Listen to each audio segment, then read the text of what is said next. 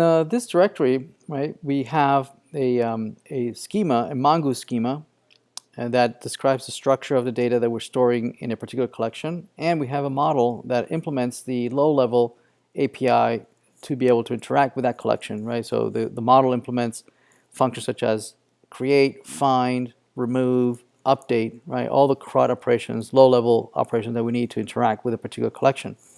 So it is best practice to encapsulate all these low-level idiosyncrasies of a specific database to encapsulate it in a higher-level API, right, and expose it to the rest of the application. So let's do that.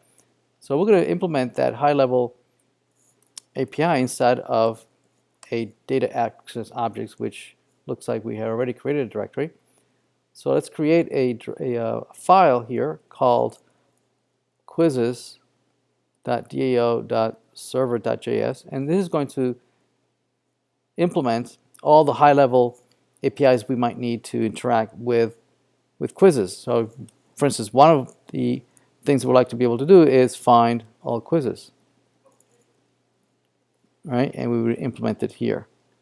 Other things that we might need here is maybe to retrieve a particular quiz. Find quiz by ID, where we provide the quiz ID and we return somehow that particular quiz. Or we might want also to create a particular quiz and we pass in the quiz object and we somehow insert in the database.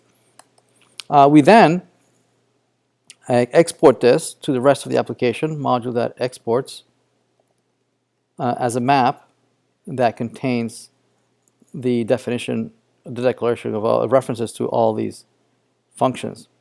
Now typically we would implement this in terms of the data access object, right? So we'll need to import that as well. So this will be the data access object, the model, the quiz model. So the quizzes model, right? We're going to require, we're going to go up and then down models. And this is the quizzes, and then the low-level mongoose model. There we have it. So we can now implement a couple of these functions.